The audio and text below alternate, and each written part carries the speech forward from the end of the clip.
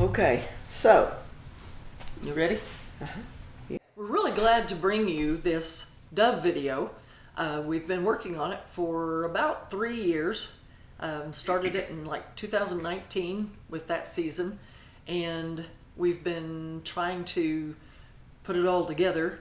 Last year was a bumper crop of dove, and so we're bringing this to you so that you can see how much fun dove hunting is. I look forward to dove season almost as much, if not more, than any other season. One reason is because dove season is easy. I mean, it comes on the heels of summer. It's comfortable. You just go in your shorts, you get a box of shells and your gun, and you go. And it sure beats hanging out of a tree, deer hunting, freezing to death. It's a lot more comfortable, to me anyway. It is. Another reason that I really like dove season is because it is the first season of hunting season, and you can kind of hone your skills on dove. They are like, they're three-dimensional. They're like a helicopter versus an airplane. They are aeronautical wizards. And so if you can hit a dove, you can hit just about anything. In fact, there have been several duck seasons when I've done a lot of duck hunting that I haven't missed a duck, because I did also a lot of dove hunting. And finally, last but not least, is I too like the taste of dove. They're dark meat, their breasts are dark, they're real tasty. They're real easy to make a classy, simple dish. They're good looking on rice. I mean, it looks like you knocked yourself out, and they're easy. Yeah. I think they're easy to make. Yeah. And then you can make dove pot pies, and I guess you could make fajitas or something like that. I've never done that, but anyway, dove season is a lot of fun, and we have collected a lot of footage here, and we're going to try to put it in a format where you can see how to kill the dove, how to clean the dove, and how to cook the dove.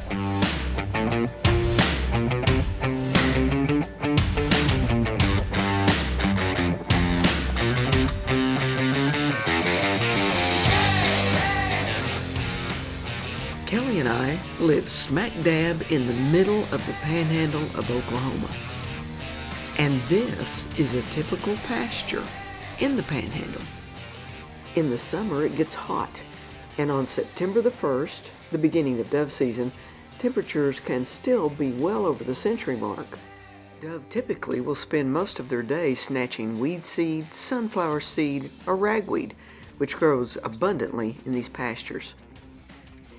And in the mornings and evenings, they're thirsty, so they'll come in for water. A good place to hunt dove is usually near water. Here we have a horse tank used to water cattle, and during dove season, we set the tank to overflow just a bit so that it trickles down and into a tiny pond. Dove feel comfortable along this narrow, shallow band of water or along the edges of the pond. Spots like these, which are all over the southern part of the United States, are even more attractive to dove when they're in close proximity to a power line or an old branch, or any structure that is adjacent to their water source, where the dove can land to, I guess, assess the situation before they make the commitment to move on to the water. It's also important to hunt in a spot where the ground is clear or has been mowed, so that you can find the dove after you shoot them. Something else that really increases your dove hunting success is a dove decoy called a mojo. You set it up at the edge of the water, and it really works. It sucks the dove right in. I've had my mojo for a long time, and I've accidentally shot it many times, but I just stick some new batteries in it, and it keeps on flying. So this would be an ideal setup. You have a swivel chair, which is much more comfortable than sitting on a bucket. You're facing away from the sun, but the wind is coming from that direction. So the dove are landing into the wind and the sun, meaning that the wind slows them down a bit, and it's difficult for them to see you. So now that you've done your preparation, you're ready to hunt. And I'm at this place that is typically real good, especially in the afternoon. My friend Kelly is babysitting her grandson instead of being out here and dove hunting. Can you believe that? Here's my little setup here. That's my mojo. Pulling in those doves. Yeah.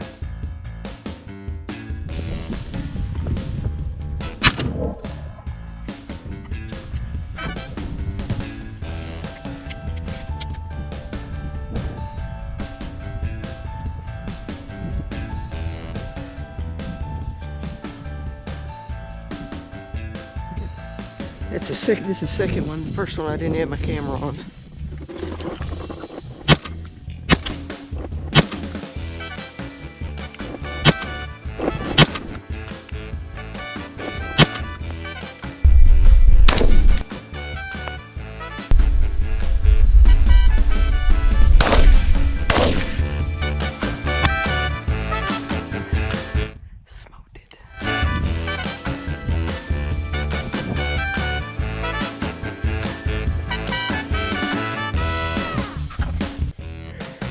Moment out of the action here to show you dove what they look like. They've got a real pretty teardrop shape. I think they're a beautiful, graceful bird. Beautiful bird.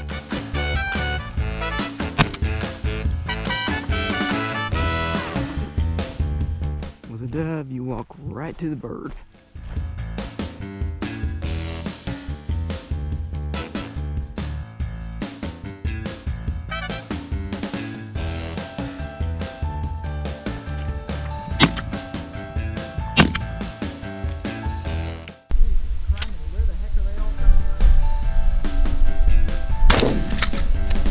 With dove hunting, after it's all said and done,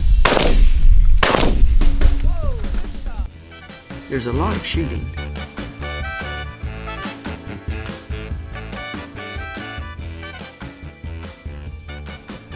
Some dead dove. Plenty of nature to watch.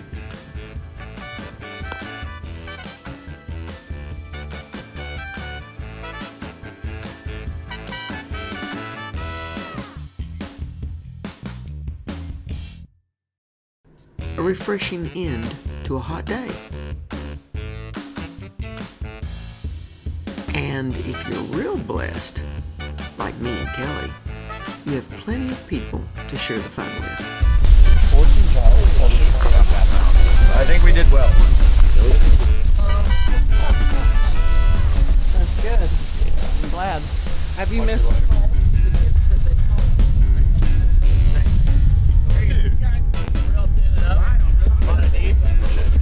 I know you are. You can get an error with a Billy. Hey, come here. Get more guys. Come here. Yeah, you gotta see that. Oh yeah, be sure and hold that snake up so we can all see.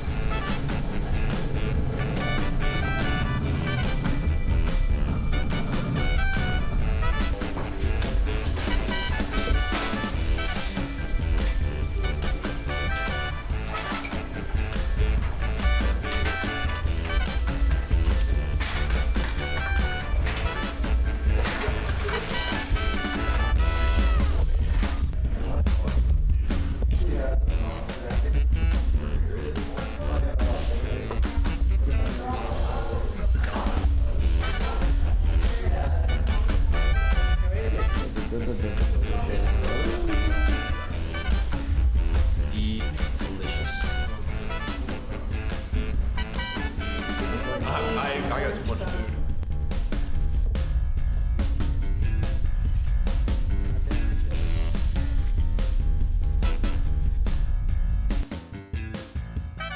I'm Aaron McCullough from Claremore.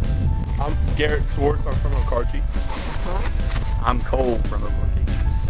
Noah Russell from Owasso. Nathan Rodenberg, Eureka, Missouri. John Freeman, Texoma, Oklahoma. Brenton Shepherdson, Edmond, Oklahoma. This is like the D lineup on the NFL. Blake Morris, Edmond, Oklahoma.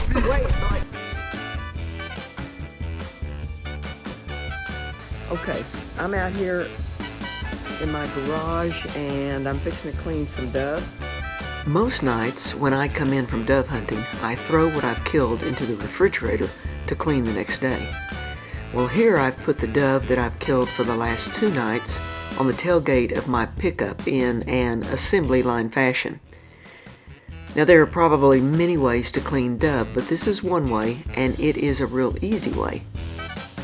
The tools I need to clean the dove are scissors, a sharp pocket knife, and a trash can. So the first thing I do is I just clip their wings. It just makes it easier.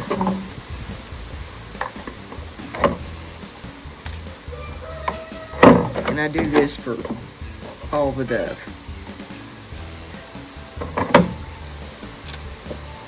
Do it at the very beginning.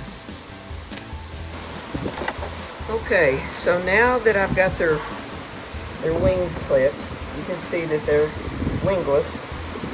Now what I'm going to do is I'm going to go through each one and I'm going to take the feathers off their breast. And these come off real easy on all these birds. And quickly, and they come off a lot more quickly to me they do when you've taken the wings off. Especially if you have a lot of birds to do. So what you want to do is you want to expose this whole breast right here. Okay, here are all the birds and they're plucked. I pulled that one for demonstration purposes. Here are the feathers and stuff from those 20 birds. And I just wanted to show you that my chickens know instinctively. There were a bunch up here a minute ago, and there'll be a lot more. If I remember, I'll take a shot of it. But they know when I get to this stage because they get some of the stuff that's left over. But you get in here, and this little bone here, it's I guess the breastbone or something. You can feel it at the bottom of the bird. Here's his head. Here's this. You stick the knife in there and you just follow this bone up. And then you do it on the other side. Now again, a lot of people do their birds differently, but I do these this way. Okay, so you get that, and you kind of split it up, and then you can feel in here where that connects, and you cut it. Now I picked out this bird because I wanted to show you what these birds do.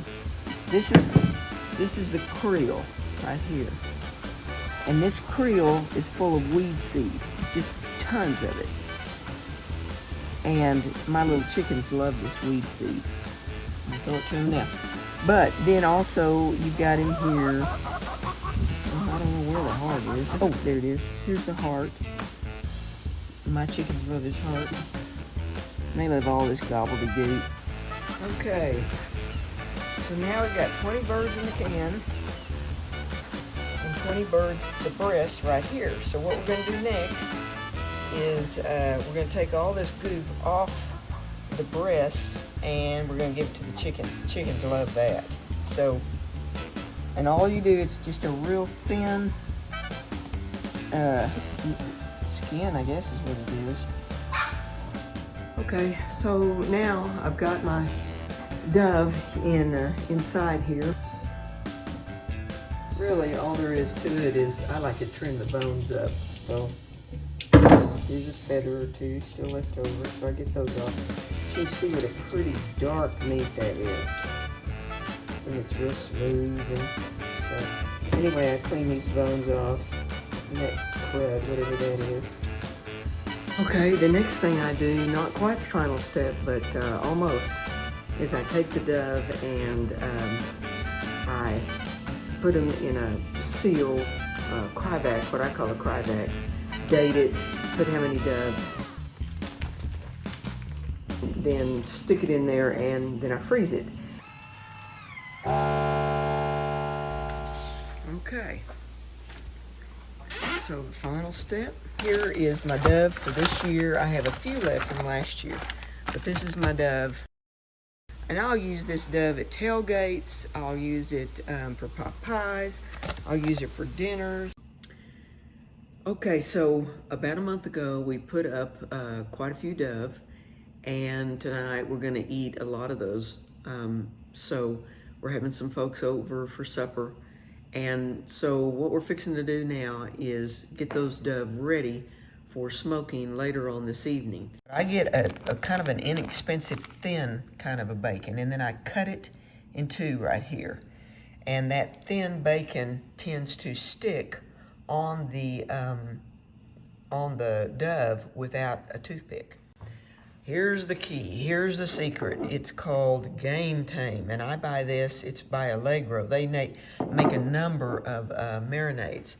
And then you'll need, depending on how many dove you have, you'll need a couple of these baggies.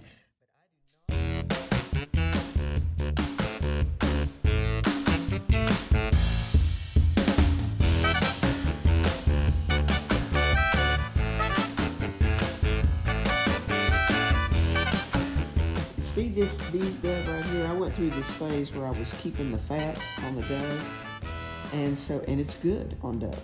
It's not good on deer, but it's real good on dove. And so I kept it on like a batch of these dove one day. There's a lot of fat. On others, I'll scrape it off, but on that, I was going through that phase.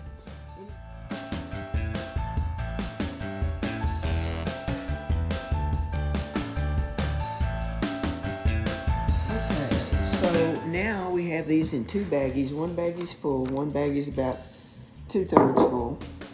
And we're getting out our secret ingredient, the Game Tame. And, you know, I've never even read the directions on this. I've just done this so much that I know about, these are gallon baggies. I know about what you put in there. I mean, I don't know if it's a fourth a cup or what the hay it is, but anyway, you just kind of go do like that. And then you're gonna kind of turn that over a couple of times.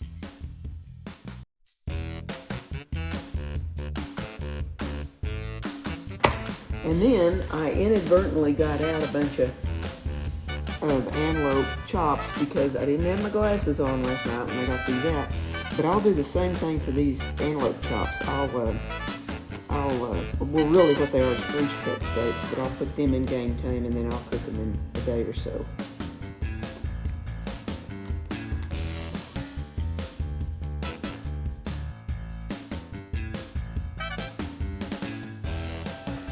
Well, we're getting ready to smoke some bacon wrapped dove.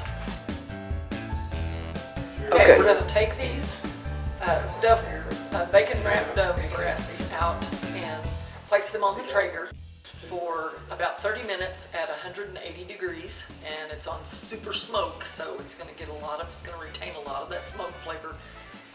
Then after 30 minutes, we're going to bump the temperature up to 350 and smoke them about 30 minutes longer.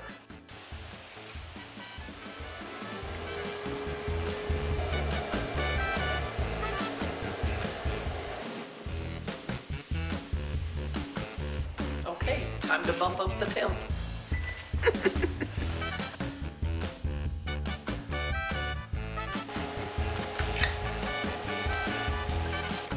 Here we go, to get the goods.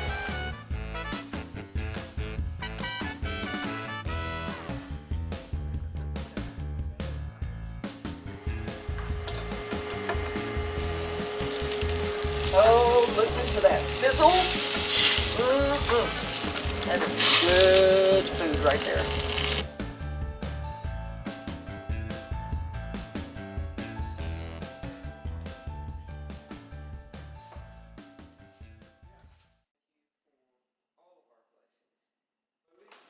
No, it's March 22.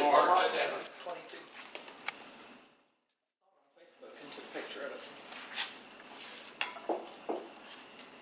March 7th. All the wildlife that we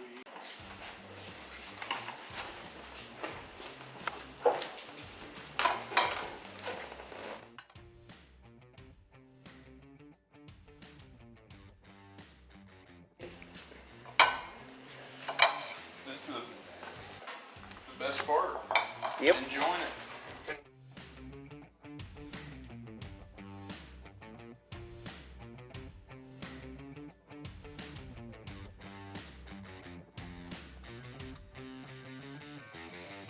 Man, oh man, are we blessed. Good friends, good food, and good hunting. Thank you so much for watching.